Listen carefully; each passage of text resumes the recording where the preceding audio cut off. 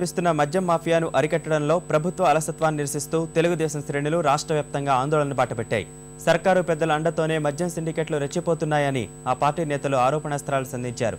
విజయవాడ ఎన్టీఆర్ కూడలి నుంచి తూర్పు కార్యాలయం వరకు ద్విచక్ర వాహన ర్యాలీ నిర్వహించిన తెలుగు తమ్ముళ్లు ఏసీబీ దాడుల నివేదికలోని నేతల పేర్లు బయటపెట్టాలని డిమాండ్ చేశారు. అనంతపురం ఎక్సైజ్ కార్యాలయం ఎదుట ఆందోళనకు దిగిన తెలుగుదేశం పార్టీ నాయకులు కిరణ్ కుమార్ రెడ్డి ప్రభుత్వం నిమ్మకు నీరెత్తినట్లు వ్యవహరిస్తోందని మండిపడ్డారు. తిరుపతి టౌన్ క్లబ్ నుంచి ఎక్సైజ్ కార్యాలయం వరకు ర్యాలీగా వచ్చిన శ్రేణులు ఆధ్యాత్మిక నగరంలో మద్యాన్ని నిషేధించాలని డిమాండ్ చేశారు.